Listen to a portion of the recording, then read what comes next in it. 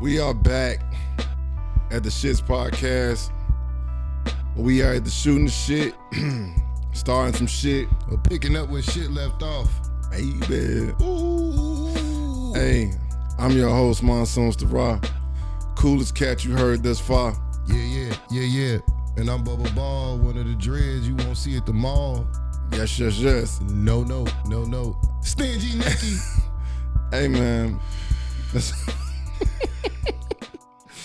Hey, man, this motherfucking weather is doing some shit to my voice, man, so I apologize. Nigga, you sound like you got COVID-18. Come on, man, bro. Bitch. Come on, man. I apologize. I apologize in advance, y'all. I apologize in advance. Oh, it's gonna be one of them shows. Hey, we gotta give It's the shits, man. we gotta pay some bills real quick, man. So definitely gotta give a shout out to our sponsor. Yeah. Hey, this Jen. Please check us out at coldpleasures.com. Love, lust, and fantasy. Shout out to Cold Pleasures. I've been getting some requests, man. Jen got to come say that shit live. Everybody like, bro, I love hearing Jen, man. When we go see Jen, Man, I'm like, hey, Jen got to bring her ass on in. Jen ain't been a minute. Hey, also shout out to the Block 105 Radio. Yeah. www.theblock105.com.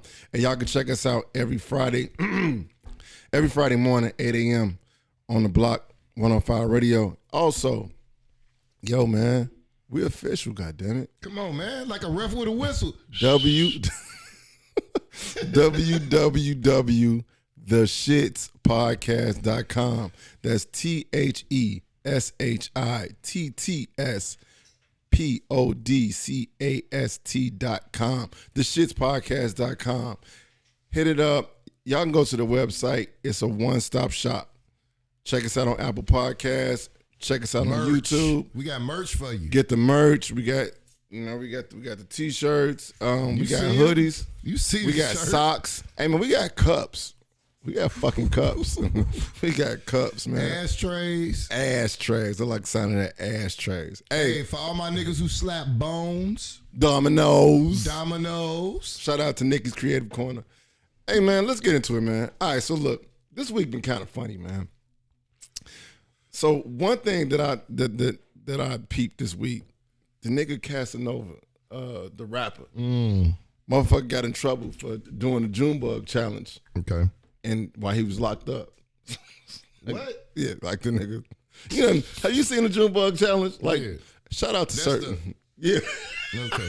Yeah. Shout out to Sir Bryce, man, because he been killing it on TikTok. But it was just funny to me, like, I don't know, man. I kind of feel like if I was locked up, that would be the last thing I would really want to be doing is a motherfucking Junebug challenge. It's all about getting clout though now when you locked up. Yeah. I'm saying people are like, man, these motherfuckers are doing incredible shit with a phone in jail, and they got a line of niggas behind them. They got a soul training niggas doing that shit. So I'm not surprised to see anybody locked up trying to outdo another nigga in another jail. Right. You know what I mean? What? Like, these niggas is jail battlers. Oh. You said They jail battling. Like, nigga, y'all can't. What's his name? What's the Junebug? Y'all can't Junebug better than us, nigga. We June. Now listen to the name. Now think about it. That's some real. Hey man, y'all gotta come up with another name for some shit. Don't name nothing that come from slavery. Nothing that come from making fun of us. Because when you think about what a Junebug was back in the day, you know what I mean? Now you Junebugging. Tell us what a Junebug was. I don't know exactly, but I'm sure it wasn't nothing good. Goddamn. Hey man, I got an uncle named Junebug. Matter of fact, the nickname Junebug, but when you Junebugging, Junebugs was always fast little motherfuckers. That was the name for quick. Little fast, there you go. Real quick. There you go. Fast little motherfuckers was named Junebug, right? So that's why they call him Junebug. Okay. Now, I don't know the actual slang and term that shit came from, derogatory for the white people, but that's what that shit Junebugging. You know what I mean? We gotta look that up, but and we gotta do the research on that shit. Yeah. Hey man, let me tell you about my week. My week was I had a death in the family, man. One of my cousins. I'm sorry to hear that. Yeah, rest in peace, Fred, man. Fred was a good dude. He had a funeral, and it was almost like a normal funeral, man. Some of his guys in his car club got up and spoke very highly of him. His niece did the obituary, and the pastor said something very interesting that most pastors don't really catch my attention at the eulogy. What did he say? He said, my son my son is gonna give my, recession when I die. There's nobody better to talk about me than my son. You feel me? Yeah. And I said, damn, that's not a heavy burden really, but you know what I mean? Unless they're comfortable that's pressure with put talking. on the kid. No, it really ain't, because you're talking about somebody you've known all your life. You see what I'm saying? Like, who better to talk about you than, you know what I mean? Than somebody that knows all your friends that's there, that he can run that whole thing. He can say, okay, we all know my dad was woo wop bam.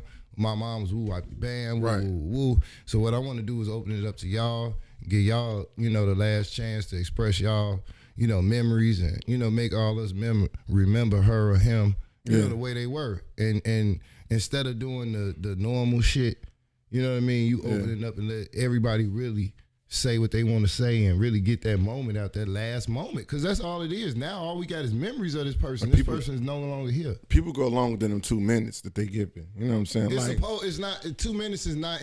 It's really just to keep you in line. It's not really. You know how short 2 minutes is? It's short. Shit. Trust. I'm looking at the fucking timer. Yeah, we can. I know it's short, out. But I'm like, I get it. But some people just go overboard at the funerals, bro. You know what I'm saying? Motherfuckers start pulling out their Bibles. They think they about to start a whole nother sermon and shit. And you be like, no, man, you ain't about to get paid for doing this shit. Yeah. Go up there, tell motherfuckers about how good of a person they was, lie, and say they never hurt nobody. They always try to do right by people and shit like that. You really supposed to, because a funeral is / a homegoing. A homegoing is normalized as a funeral. So what you do at a homegoing is you actually express nothing but good moments, and moments that will probably make everybody in there laugh. Why we don't say the bad moments though?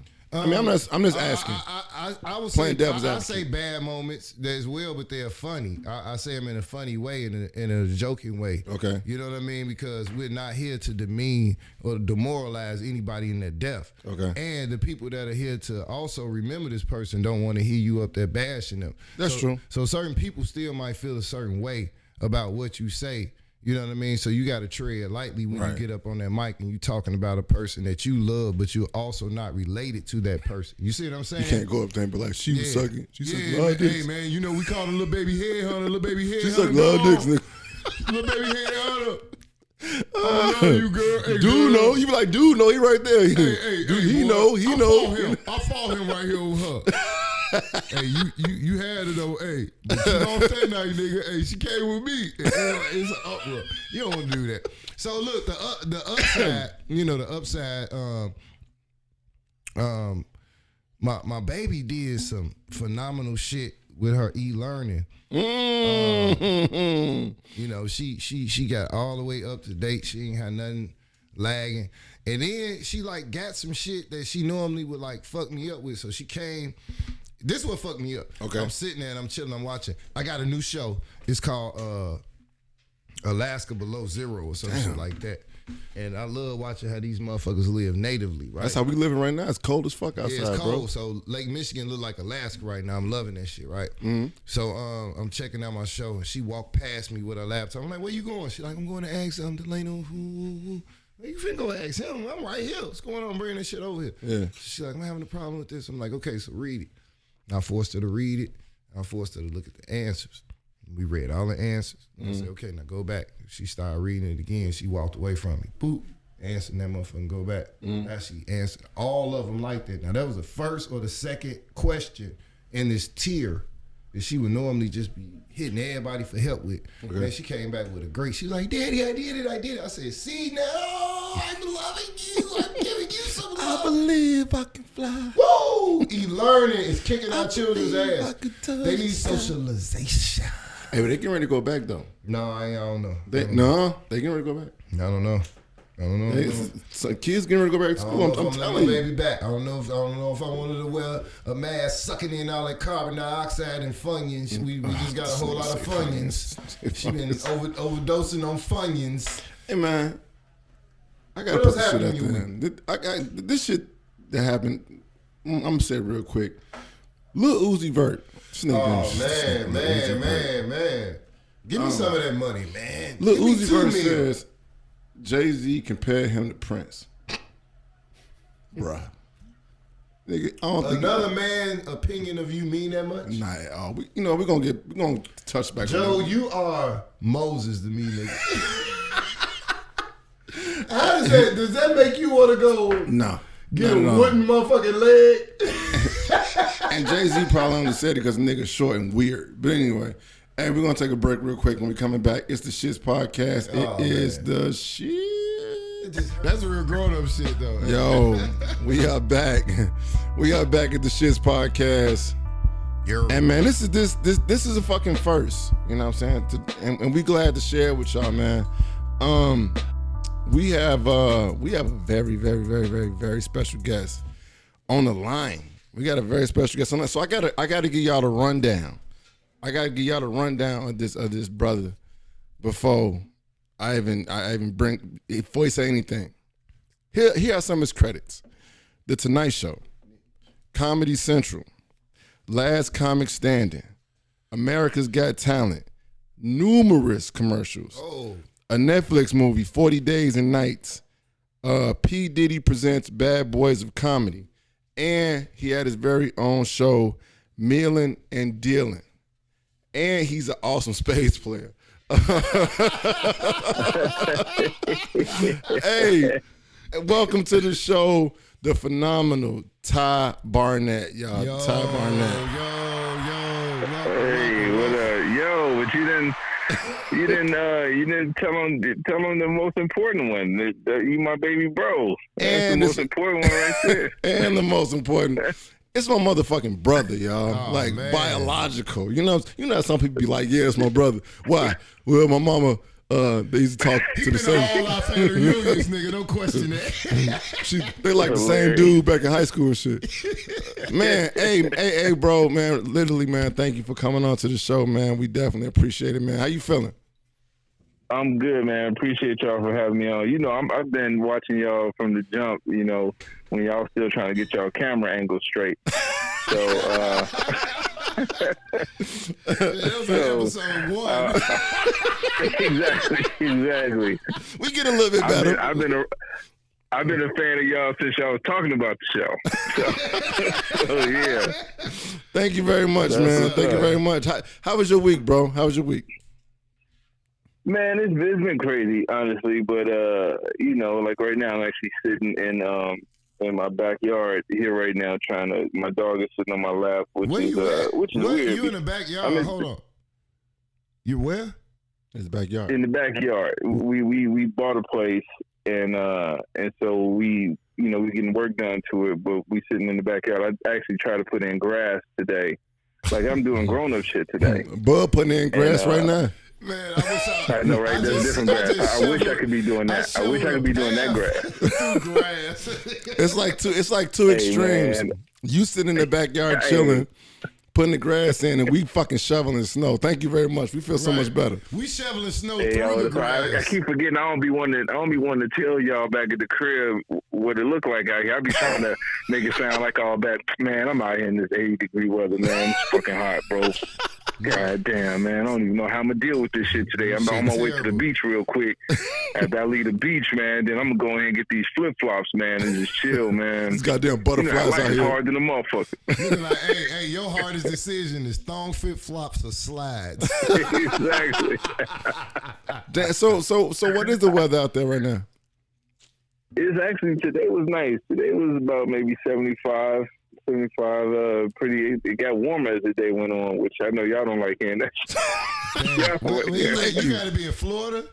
No. Nah, it's Cali, bro. In California. It's Cali. It's been, and 75. What's crazy, dude, is like in the morning it'll be kind of cold. When I say kind of cold, I mean like he about to really make us mad. 60 degrees. He about to really make us mad. I mean, like, you know, I gotta put on a light jacket. He said when I say really cold, it's like 70s, like cold and shit. That's cold. I gotta put on like, you know, one of them thin ass members only jackets. You need something like that in the morning. Knock the chill off. Hey, but first of all, man, congratulations on the place, man. Congratulations. Yo, Definitely. Oh man, thank y'all, man. You know what, dude? It's crazy. That's what's up. That's what's up. You know what?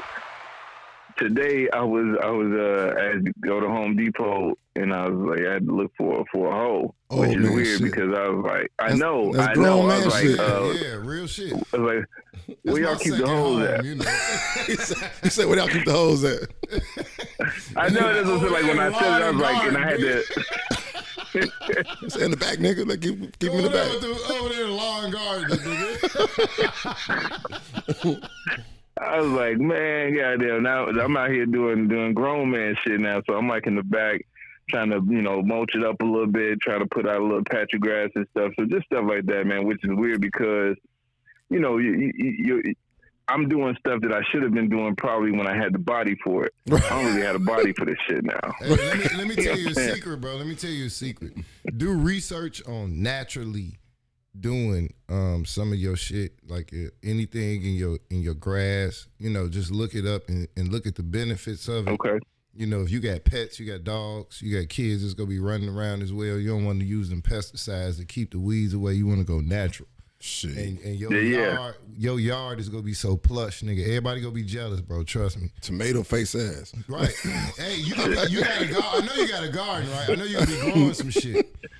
Hey man, my wife, she gonna be doing all the gardening, bro. I just wanted to put down some grass for the dog to do her thing. That really was it. Like she gonna be in charge of all the gardening. There you go. I don't know. Her and her mom, they know all that stuff. I'm just like, look, I just want to put something down for the dog, and then I'm going to the house. You sound like DMX, my nigga. Put something down for my dogs. Right. Let's see it go. Bub, but you know, man, when you say the neighbors gonna be jealous, I still got that Chicago mentality. I'm like, I don't want to draw no attention to my crib. Hell no. You really don't. You really don't. As long as you got your backyard grass where you chilling there looking good, you straight. Hell yeah. I don't give a fuck about the front. Like, I don't even come in through that. I go straight through the garage. Nigga. I'm not going to get no mail. They never see me. They like, the pickup truck just goes in the garage and we never see it. Hilarious. Hey, so okay, you got millions. You driving a pickup, a Isuzu pickup truck. Exactly. We want to hey man, keep the same vehicle. I'm telling you. We want to pick your brain. We're gonna pick your brain, bro. So the first question that we got for you, man, is what is the biggest misconception you think there is about being a comedian and also about being an actor? The biggest misconception about being a comedian is that everything is funny. Oh, okay. And when I say that, I say that in because like my wife noted it, but bro, you seen it too, man. When we came to Chicago and we did, you seen it at other shows too. When we did the Laugh Factory. Yeah. If you notice, man. And sometimes, like, people have pointed it out. People that know me pointed it out. They were like, man, you a different person from when you on stage to when you off. And somebody pointed out a specific performance where they was like, look at how as soon as you say, thank you, that's my time, good night, your whole demeanor changed. Like, the second you say your last word on stage, you walk off stage and you turn into a totally different person. And that's because, for me, like what I do on stage, like that's my comfort zone. Everything else is not uncomfortable, but everything else is you don't know what's gonna be what. I like how you said that. That's the truth. Yeah. You know what I'm saying? So like on stage, I know exactly what you expect me to do. I know exactly what I got prepared and all that stuff. And everything else out in the world is where I'm like, all right, now how the fuck do we navigate the rest of this shit? Right. You know what I'm saying? Why this bitch ain't got a mask on? How does a bitch ain't got a mask on? Okay, thank you folks for coming. Hey, bro, let me tell you.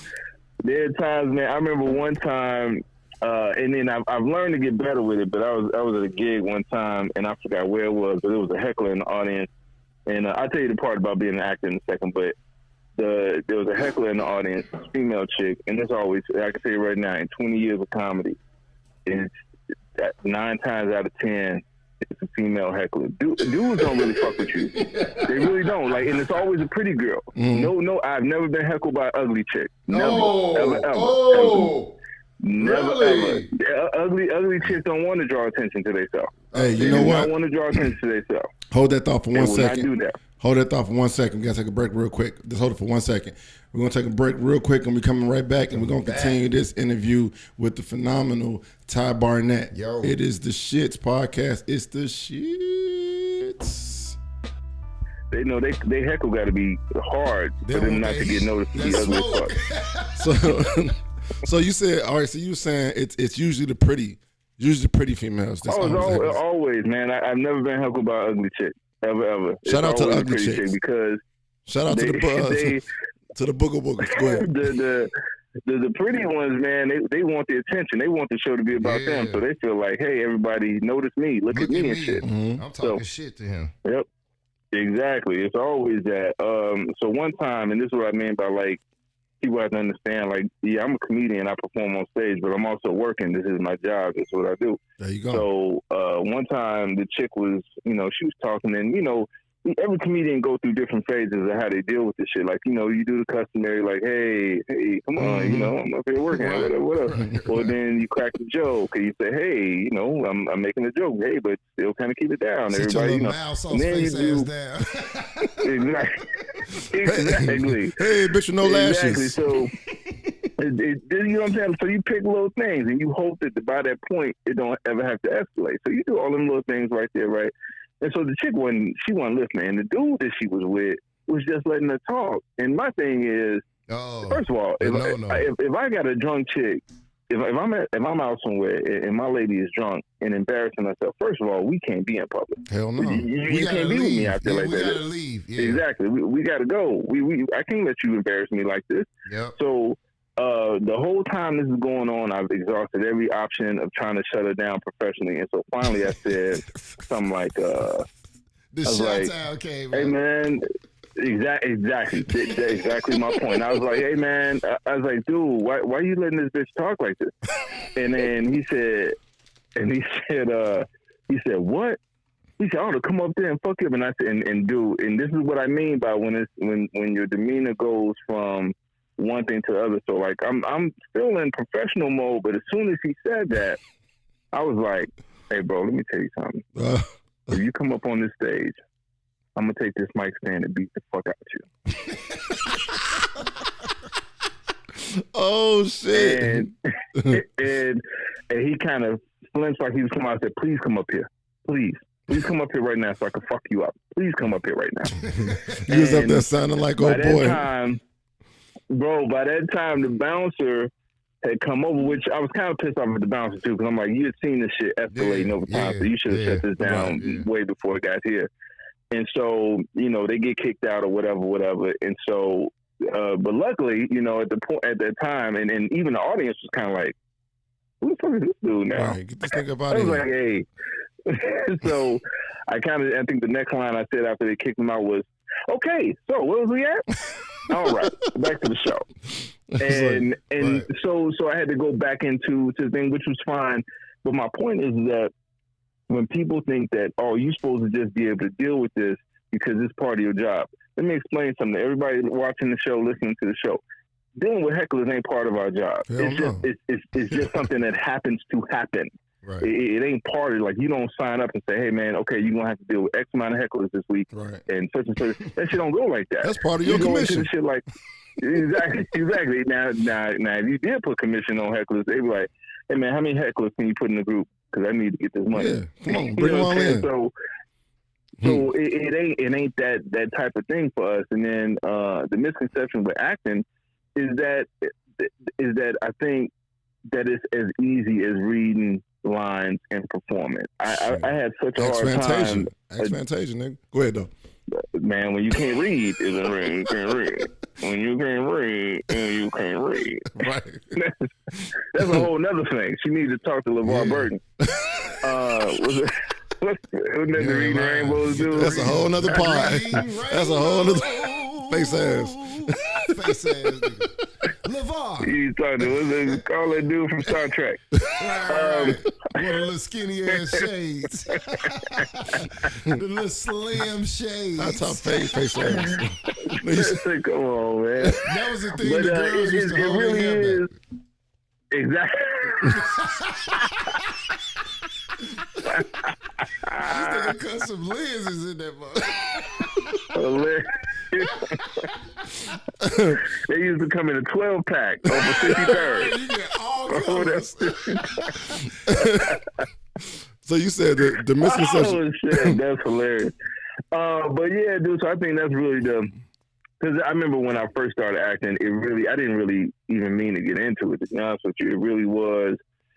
I got kind of forced into it because comedy was at that time. It wasn't as lucrative at the time. Because then here's the shitty part about the business is that when you start knowing your worth, that's when it's harder for you. Oh, because that's interesting. Oh, Right.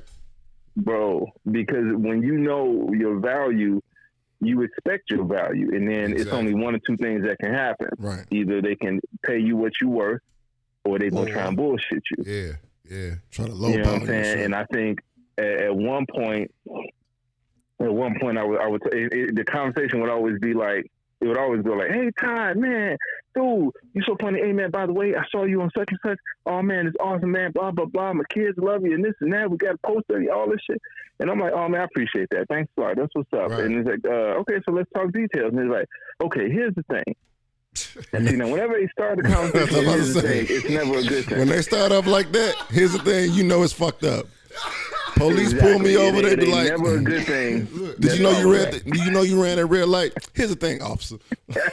Oh my God. Exactly. I'm telling you, it would never. It would happen every time, and that's because after a while, you would see like what you could get paid, and then but this is with anybody in any profession. Right. If you once you train a certain amount, once you work a certain amount, once you got the experience, you deserve to get paid X amount based off of your experience and your talent. Goddamn right. I don't give a fuck if you mopping floors. I don't give a fuck what you're doing. You goddamn right. It still should be based off of that. Yeah. And when people try to lowball you, I mean, like I said, you got one or two choices. You can either take the lowball, or you can be like, "Nah, man, I work with you on numbers. I'm willing to work with you, but what I won't do is this." Yeah. And sometimes knowing what you won't do is more important than knowing what you will do. Right. And so a lot of times around that time, I would turn down gigs. Mm. Yeah. You know what I'm saying? I was turning down gigs because, you know, I mean, whereas it would have been good money when I was starting, but where I was in my career at that time, I was like, "Come on, bro. Look at my credits.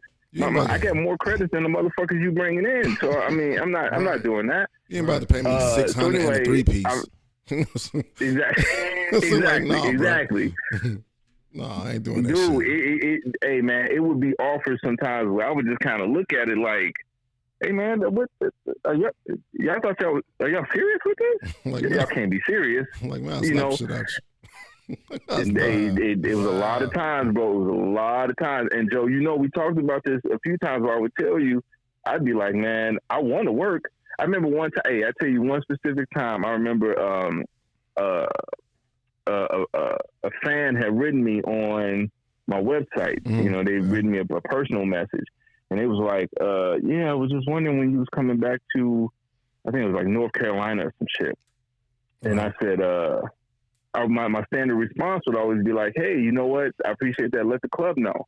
And so that person wrote back a couple of days later, like, "Yeah, I asked them why you hadn't been back." And they said, "Ty Barnett will be back when he lowers his prices." Ooh. That was bogus. Exactly. That's bogus as fuck. You should have responded with, "Who said that shit exactly? Who said that shit exactly?" So I can go holler at him. You know what that let them know? That, you know, motherfuckers on bullshit. That's what that let real people know. See, like you say, you was at Home Depot. You know what I mean? So right now, I think, you know, the realness in people is starting to exude more than the fake shit. See, before, a lot of people were living these fake ass lives. They still are. But no, they really aren't, because they aren't seeing their idols and seeing their image of the people that they model themselves as. They don't have anything to really go off of. Nobody is really doing what they used to do. You know what I'm saying? So everybody's at a standstill and at a halt right now. Man, somebody seen this nigga at Home Depot and took a picture of him. Like, hey, Ty Barnett up in fucking Home Depot. No, but it don't matter. It don't matter. He wasn't bogus. Like, even if he had Adidas on and a Reebok sweatsuit, like, his shit was still clean. You know what I mean? Yeah, like, so. Anyway, hold on now. Times like they hard now. Now wait now. Nah, I'm just saying. Wait, you know what I mean? This nigga Like, here went LA. they ain't gonna catch you out there in Cali like that. But He out here wearing LA gear and shit. Like, right. Nigga got the hoodie on. It's cold, nigga. That's all you gonna say on Instagram, nigga. It was cold. It was 54 degrees that day. In Cali, that's cold. Think like TMZ reports Ty Barnett out here wearing LA gear and shit. The pandemic fucked this nigga up. This nigga had a FUBU hoodie on in Home Depot. A FUBU pullover. We can wear FUBU. It wasn't a zip up. It was a pullover though. The Did this pullover. motherfucker just roll up in Home Depot with some cross colors? Where did you get cross those? colors and Karl Kani. We got to stage jump right after 90s. Right. We got to take a break real quick and come right back. Hey, them Kani jackets hard though. Shout out Karl Kani, man. Them Kani jackets still with the little metal Man, this with the nigga- little metal Right. the little metal Christopher shit. Williams face ass. Come on, man. It's the shit. Ooh, baby, jacket having ass. We are back. The work alarm. We are back at the Shits Podcast. And we are talking to the phenomenal, extraordinary Ty Barnett. Tab easy. We just got done discussing his contract with Karl Kani endorsement deal. Hilarious. Hey, did I ever tell you? Hey, I told you, and this is what's crazy about Chicago motherfuckers. They don't care. I remember I hadn't seen Sean, our cousin Sean, in years. I hadn't seen it in years, and I remember at the time I used to have these Karl Kani black boots. And it just sounds fucked up. Hey, Bub, they had the little metal thing on it, and they were still dope. They was in good condition. They still was in good condition. It's just even worse. It's even They worse. still was in good condition. So like I had them on, dude, and I'm thinking, I'm about to see my cuz, everything cool. I kid you not, bro. I walk up to Sean, and the first thing I heard my mouth was, "Is this nigga wearing Karl Kani?" Shout out to Sean for keeping it real. Hey, okay, so let me ask you this. Has there ever been a gig that you booked that you was even shocked that you booked it?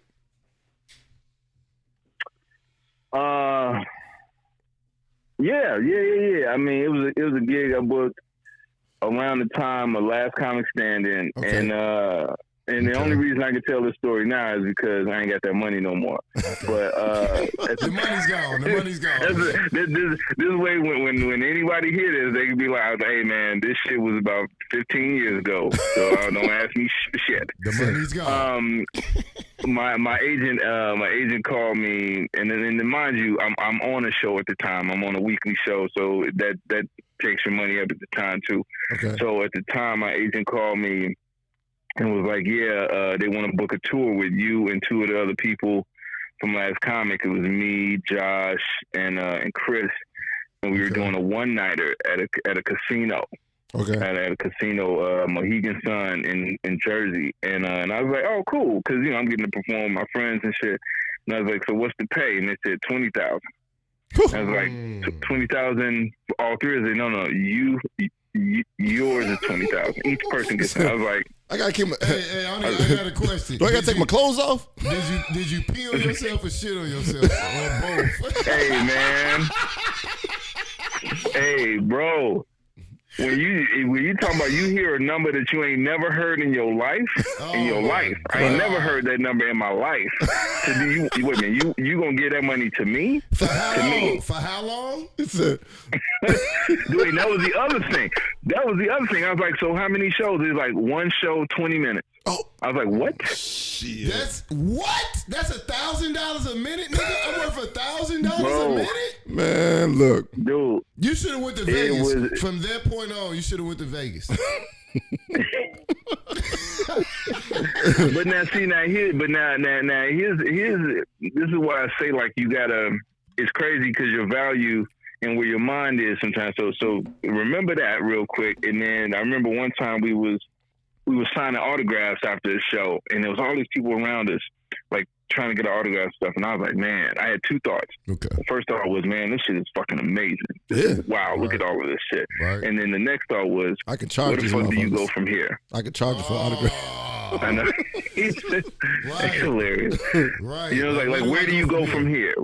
Shit. You know what I'm saying? I'm going from $20,000 for a show to this, but that moment, and then so then from that moment on to everything else you get from there, because I mean every gig wasn't $20,000, but every gig for a while after that was really good money. Yeah. So it was like, Yeah. in your mind, you're like, oh shit, well this should be the standard period. But then what you have to realize is when you're in this business, they pay you for how hot you are Right. in Right. the business at the time. That moment. And yeah, exactly. And I think luckily for me, I'm one of those people that like I never believed the hype of that type of shit. Like Yeah. I was never one of those people that's like I'm in it for the fame and the money. That's the only reason I'm telling jokes is to be famous and make money. Nah, I just got into it because I like performing. I mean, I genuinely love performing. Like it's not something that I do for something else. Like I really dig it. It's one of the few times in my life where I feel everything makes sense. Yeah. So right, everything that came after that, exactly, you know what I'm saying? So everything that came after that was just a blessing. It was just like, it's like gravy.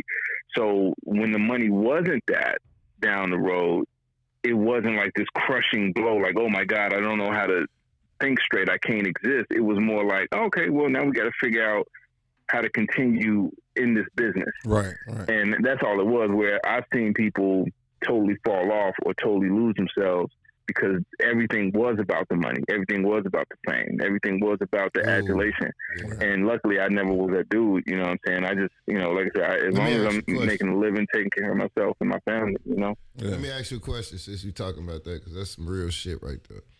When you reach that level, and you and like you say, I don't know, was that your peak, the 20,000? Was that like one of the highest paying gigs? Yeah, that was one of the highest paying gigs. And then, when I got into acting, that was different because then you do, if you do a commercial, like I remember I did a commercial where, which is crazy because acting sometimes, like if you get residuals for a certain gig, Right. I mean, shit, I made more money on commercials than I made more money acting than I have in comedy. Wow. You know what I'm saying? And that's from, I mean, even if, and I remember one time, Joe, and I didn't want to tell nobody, I forgot which relative it was, but one of our aunties, it was an Allstate commercial, bro. And you see me in the commercial. I'm featured in the commercial. I'm there. I'm featured, and you see my face. I got an idea who you're talking about. Go ahead, though. Exactly. And I remember at the time I had like 2 or 3 other commercials on, but you only see me for a second, and I didn't really speak at the time. This was early on and doing and this. But like the money from the residuals and these things was ridiculous. Like I'm making good money in the residuals. So I remember the commercials running. They had re-upped it, so I'm making good money on it all to where I ain't even got to go on the road. I ain't even got to. I ain't got to do comedy. I'm making money from this. Yeah. But here's what's crazy about how people see shit from the other side. I remember talking to one of our aunties, and they said, "Yeah, I saw you in the little commercial there. Hey, we were just talking about the Chicago motherfuckers. When Hey, they gon' Chicago motherfuckers always put little in front of it. They always put little in front of it. We saw you with that little $1 million. Go ahead. You on State Farm. Exactly. She was like, bro. She's like, I seen you in the little commercial there. Hey, when they gonna let you talk? And I was like, God damn.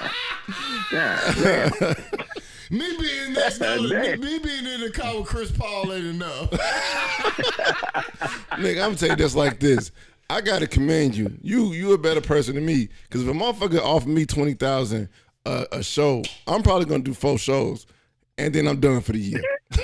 Like, Hilarious. nigga, I'm done. They like, this nigga retired.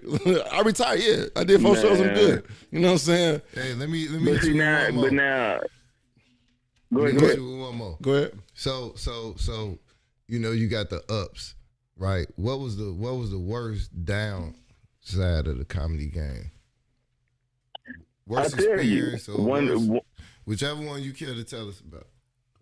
but see now just and this is why I say, when you get those highs of like 20 grand for a show or something like that, and people want your autograph, it's another part that comes with that. So let me tell you, I remember, so my agent at the time, you know, when you hot and your agent is better at taking phone calls rather than making them, that's a shitty position. Because, you know, when everybody calling for you, everybody calling for Bub. Hey, we want to book Bub. We want to book Monsoon. We want to do it. It's great when your agent just got to pick up the phone and answer it. Hell yeah. But when your agent got to put the work in to get you the gig, or when they got to really care about you and they really got to do that, that's a whole nother person. And everybody ain't the same person. So I remember for a while there, like for a long span of time, like I used to have this book. That had all the comedy, clubs in it, and I used to do my own booking. Like I would set aside a week and say, okay, this week I'm gonna go ahead and book everything, do all this, right? And so when I got an agent, and my agent, you know, they want to represent me, they want the commission and all that stuff, this and that. They say, hey, well, let us handle all that for you, Ty. Let us do all of that for you. We got you. And then, so I had personal relationships with these clubs, and now. So then after a while, you know, my agent would be like, no, we got it. So I would let them handle the booking. So I put the book away. I didn't even do the booking no more. I let them do it because they're getting me gigs. So what would happen was they'd be calling me and they say, well, Ty, we got you booked for a club in Philly. And I'm like, oh, cool, got it. All right, no problem. And then they would call me a few days later. Okay, look, we moved the date in Philly to another date, but we got you this gig that's paying you this much money. And I'm like, oh, okay, sure. That's cool. As long as I'm getting paid, it's fine. Right. And so that would happen a bunch of times. And I wouldn't think anything about it because I'm still getting a gig and it's still good money. Right. So anyway, fast forward to a couple of years later where my agent is lazy. They don't really want to work as hard because the show is not as hot. Right. You know what I'm saying? Whatever. And so I remember doing a guest set at a club in Philly, which I'd never gotten a chance to play. But I ended up going to Philly because I was working another gig and I just came into town to do a guest set. And so I walk in the green room and the club owner comes in the green room and he's like, hey, Ty. He's like, man, you know what? I've been trying to book you at the club for years, man, but your agents are assholes. Wow. And I said, what are you talking about? So he said, man, we've had you booked here for like 3 or 4 times and every time they would change the date.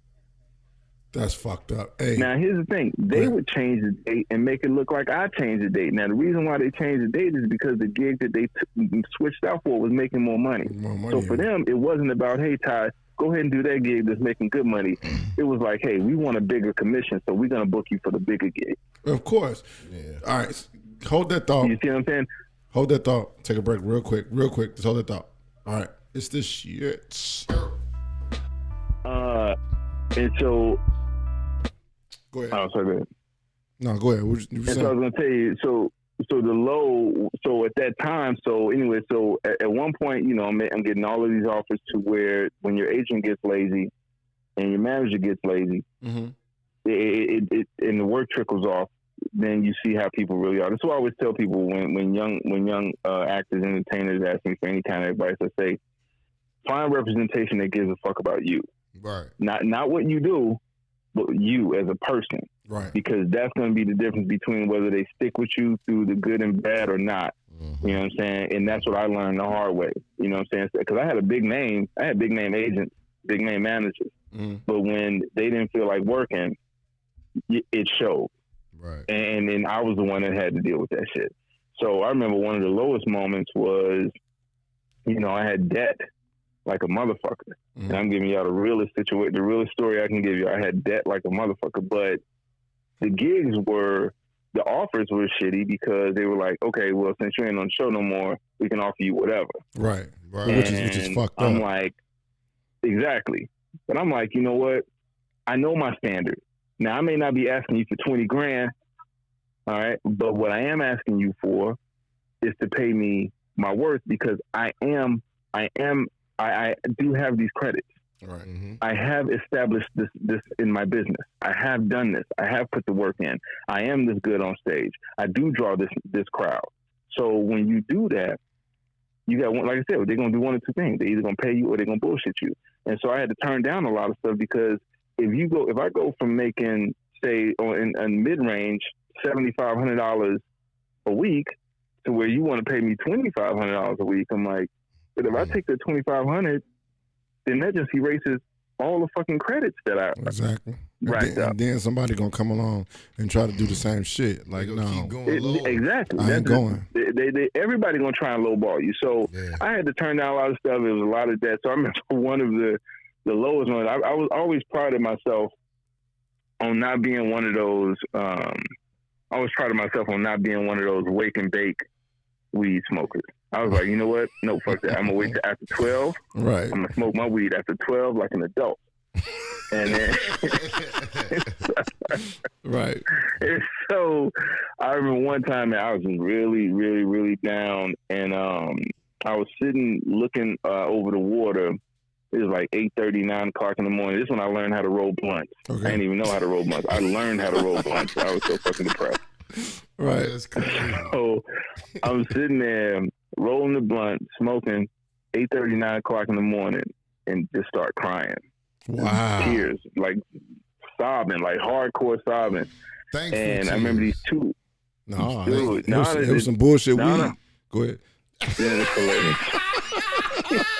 Hey, Cali, I got bullshit weed, nigga. This is the worst. Damn, I can't even get no good weed in this situation. And I remember these two little kids walked up, and they saw me crying. And this is, at that moment, I didn't care. Like, I didn't try and wipe my face.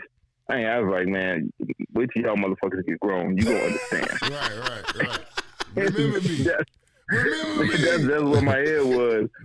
And then, so that was one of the moments where I was just kind of like, man, what the fuck? And then I will tell you a moment that really kind of helped me really rethink something. And then it put things in kind of perspective about where life is and where it can go and things that can happen.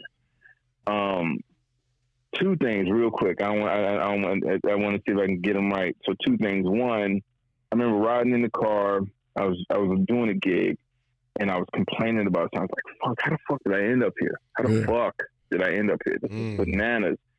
And so I hit, on the radio, how you hit the radio and it scans, and it just, until it picks up a station, and then it goes to another one and picks up another station. Yeah. And somehow it stopped on this ministry. Like it was I kind of figured that it had to be a gospel station. It had to be a Donnie McClurkin. We fall down, but we get up. But dude, and here's the thing. Like, and this is what I mean by how crazy. Like, I kid you not. Every time it was, it skips after every few seconds. It skips to the next thing. Yeah. For some reason, it did not go off of that station. It just stayed on that station.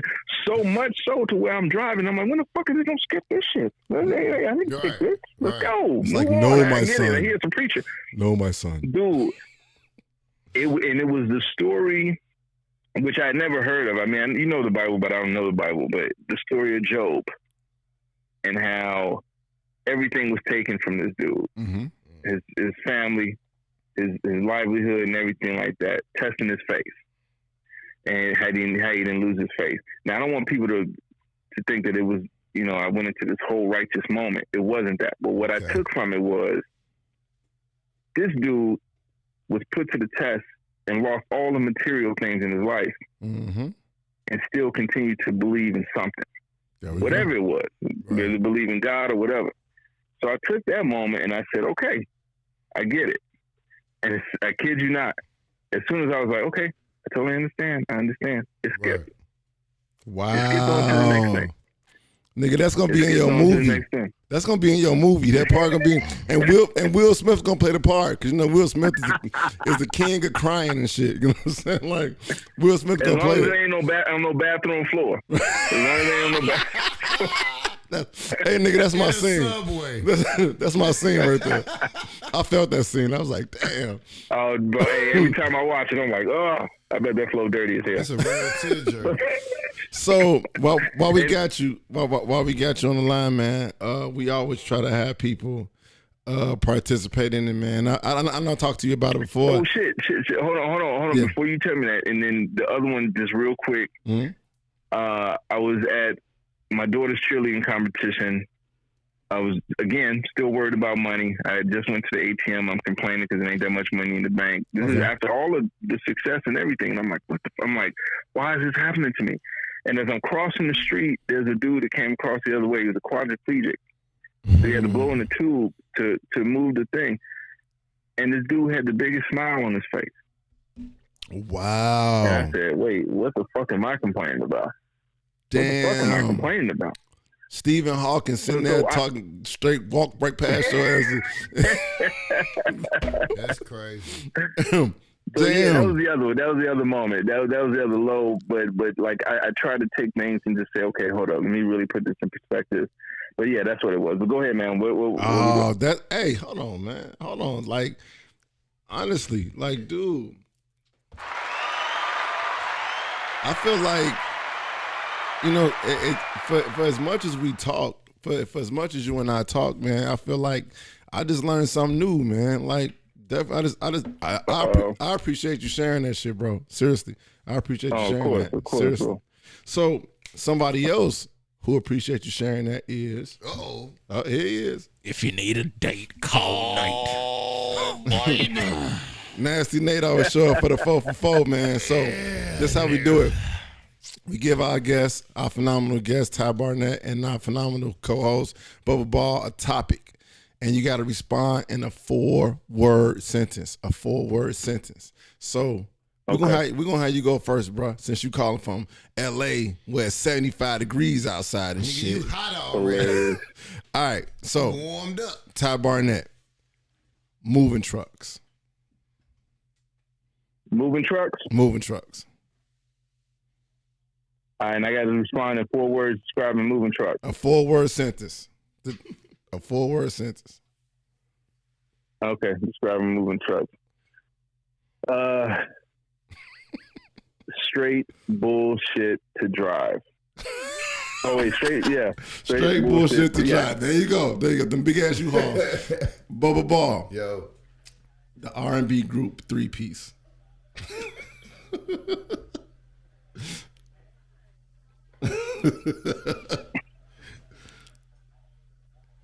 The fuck is that? Fuck is that? It's, all right. Ty. The fuck is that 3-piece? I don't even remember this song. I remember the name. Shout out to 3-piece. We ain't dissing y'all. Ty. LA traffic. Mm-hmm. LA traffic.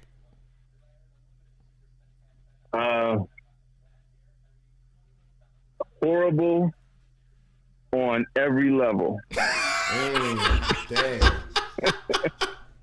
All right, Bubba Ball. Come on. Turtles. They slow as hell. Them bitches stink bad. Dude, Yeah, turtles stink. I never had it. All right, Ty, I'm gonna take you back with this one. Harold's Chicken. Harold's Chicken. Hold on. Worth getting diabetes for. Oh shit. That's true. Bubba Ball. Go. Airports.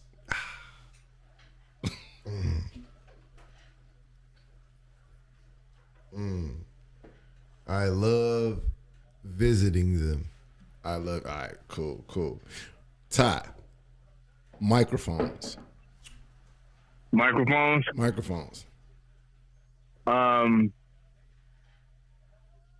When I feel complete. Whoo, good one. Good ass one. Good ass one. Bubba Ball, last one on you. One. 2 belts. 2 belts. Oh.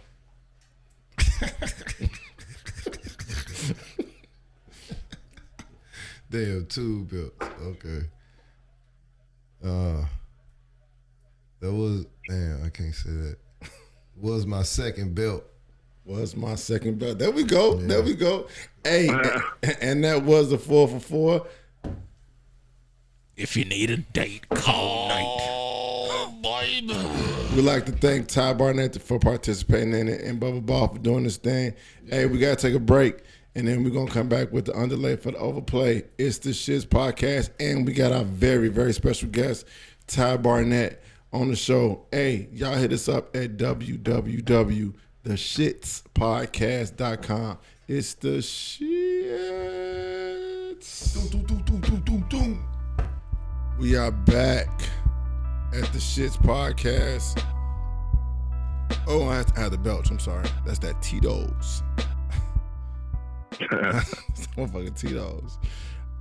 All right, y'all. We are back at the Shits podcast. Yo, before we get into the Underlay for the Overplay, Ty, let the people know what you got going on, where they can find you at, all that shit. The website is comediantybarnett.com, which I really need to update, which I will, but it's fine. You can find me on Facebook, Twitter, Instagram, all that. And then what I got coming up, there's actually a comedy special out there, Grown Man Baby Steps, that you can find wherever you stream and stuff. Okay. There's a dry bar special that's out there that's actually been, I guess it got reviewed pretty well, especially I'm considering we filmed it in Utah. So that was a surprise. You know, but they dug that, and then with the Utes, it was one of the trivia things. And I'm like, wait a minute, so you want me to tell jokes in Provo, Utah? Okay, y'all gonna let me out? All right, no problem. So that's out there. So the dry bar special is out there, and then the podcast is called Critical and Thinking. Yes, with myself and Ian Harris. Okay. We do that every week, every Friday at noon. It broadcasts on Facebook, but it streams on all podcast platforms: Google, iTunes, Stitcher, all that stuff. It's fucking so awesome. That's it's that, and awesome. then what else is coming up? I think that's about it right now. You know, it's a couple of things, but that's about it right now. The podcast is fucking awesome, bro. Shout out to Ian too, man. I appreciate that. Thank you. Hey, can I say this before I go? Let me say this, and I'm not just saying this because you're my baby bro. I'm saying this because I'm proud of you. Thank you. For everybody that don't know about this dude, when I tell you, this dude is an inspiration, not just to me, but to a lot of other people out there that could easily have gone another way and has chose to go a way that is inspiring to his brother and to his kids. And when I tell you, saying I'm proud of you, bro, is an understatement. Like, I can't even say that enough. I love you, and y'all keep doing your thing. And Bub, look out for my bro, man. I got major respect for both of y'all, man, for real. Love. Hey, man. Hey, we appreciate you coming on, bro. And, hey, say what's up to the family. Say what's up to my nieces. Kiss my nieces for me, man. Tell Karina I said what's up. Kiss the babies. Hey, congratulations on the crib. I'm going to be out there soon. Matter of fact, I think me and Bub might be out there soon. Fuck it, we coming. To just kick it and just do some real bed. Hey, I know you got the room. Yeah, real bed. With the bed made up. Ain't nobody been laying in this shit. You know what That's I mean? it. Nah. And no air mattresses, bro. No air mattresses. Real bed. Yeah. And tell Ian I said what's up, man. Straight up. Tell Ian I said what's up. Hey, man, thank you so much for coming on the show, Thanks, bro. I love you very much, man. Appreciate it, man. Love you too, man. Y'all be safe. All right, bro. Look. Peace. Peace. So at this point in time, I got to hand it over to my amazing co-host, Bubba Ball, with the Underlay for the Overplay. Yeah, man. So, this week I just want to let y'all know, last year we had a lot of hoopla going on with Colin Kaepernick and the Super Bowl, and Jay-Z got involved and he got a seat at the table. And, it was very interesting to see how a lot of people took Jay-Z's side and saying how he's a billionaire now, how the NFL wants to work with him, and how everything is going to be okay, and they're going to give him the NFL halftime show, and he's going to have control of the music. Remember all that kind of shit, Joe? What do we get? What do we get this halftime? The Weeknd. This year was the weakest.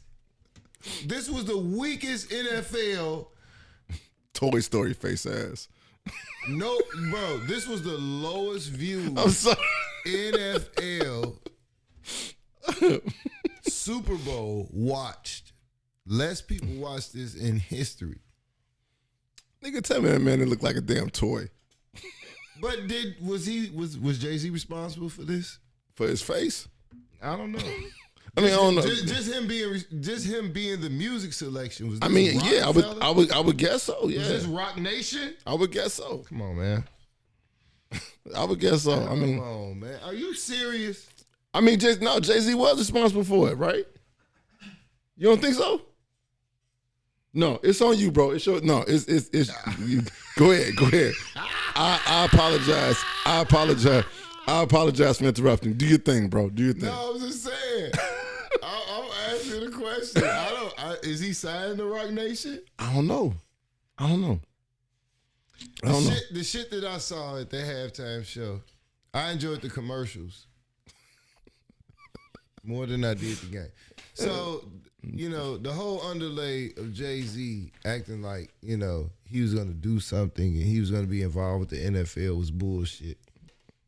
He has nothing to do with the NFL. He has nothing to do with the music selection. Clearly, if he okayed that shit versus some artists that would rap and blatantly kill the fucking Super Bowl, I just have a problem with the bullshit that people give people credit for that they don't deserve credit for. He has nothing to do with NFL. He has nothing to do with the music. You don't think Jay-Z has shit to do with that selection? I don't think Jay-Z likes the whoever the fuck. What was that? Was that a little wind up little toy that was performing? What the fuck was that? Hey man, what's his name again? The Weeknd. The nigga. To me, motherfucker name is Tuesday now. It's not The Weeknd. He's not the party guy that we once knew. This guy is something else. Why she so upset?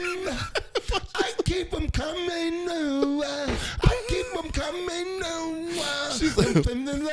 That motherfucker was the only thing I've ever seen that sing that many songs and didn't run out of breath. And bro. After plastic surgery, bro. Hey, man. Okay. I'll tell you this much. Nothing is what it seems. Elaborate. Nothing is what it seems.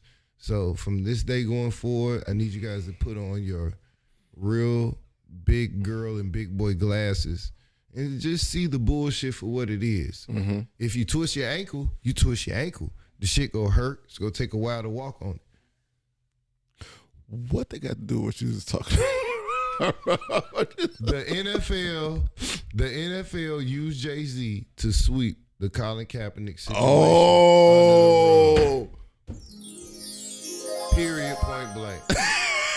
Jay-Z and his music. Oh, shit. And his music catalog and his music associates and his people that are under him on Rock Nation had shit to do with the Super Bowl this year. They won't have anything to do, with the Super Bowl in 2022, 2023, and none of that other shit. So y'all do a replay and see what my underlay for the overplay is. And with that one, we out of here. We go see y'all next week. Thank everybody for tuning in. We coming back with some more heat next week. Hey, man. Tell them, Joe, what's going on, man? Bubba Ball is fucking phenomenal. I'm saying that to y'all. I didn't even think about you. Did you remember this shit? Yeah. I'm trying to sweep Jay-Z. What are we doing? What are we kneeling for? Face ass. What'd you give us this halftime show? Hey, man, listen. They used to call me Jay-Z because I didn't big enough. Man, fuck out of here. I don't look shit like that bum ass nigga. But they might compare you to Prince like they compare Uzi Vert, Lil Uzi Vert. I'm Hey, Michael me, motherfucker. I'm going to say this to y'all, man. I'm going to make it very simple for y'all, man. www.theshitspodcast.com. www.theshitspodcast.com. Hit up the website, man. You can see the YouTube videos. Don't wait too late. See it. Check out the Apple Podcast. And we, you know what? And we promoting dope ass artists too. Last week we had my man Easy O'Hare. Easy came through and ripped some Easy shit. killed it. Easy killed it. Also, we promoting the trays and the domino sets for my girl Nikki. Nikki's Creative Corner, Cold Pleasures, Black Gaming League. So shout out to my man Decadera, executive producer of all this shit. Shout out to Chicago. Shout out to Chicago, man. Yeah. Hey, if y'all want to find us, we on Facebook, we on Instagram, we on Twitter, we on YouTube, we on all podcast streaming sites. And shout out to our very special guest for the show today, Ty Barnett. Y'all check him out. TyBarnett.com. The comedian TyBarnett.com. Yo, my man credits are extensive. Extensive. I'm not just saying that shit because he's my brother. The dude is fucking phenomenal. He's funny as hell. He put work in. He put his work in. So, yo, we thank y'all for checking us out. Once again, y'all make sure y'all hit up www.coldpleasures.com for y'all, all y'all erotic needs. What else? Oh, I gotta add this in. On that erotic needs. I gotta add this in. I was wrong. And I'll admit when I'm wrong. I was wrong. Okay. I initially said that The Little Things was not a good movie. I had to go back and watch it, bro. I had to go back and watch it, and it's actually a pretty good movie. So I apologize. Y'all go check out The Little Things with Denzel Washington. Dope ass movie. And after y'all get done watching that, hit up www.theshitspodcast.com. Let us know what you think. Let us know what you think. Y'all can email us or whatever, and we'll see y'all next week, man. We are out. It's the shit. Bring it back.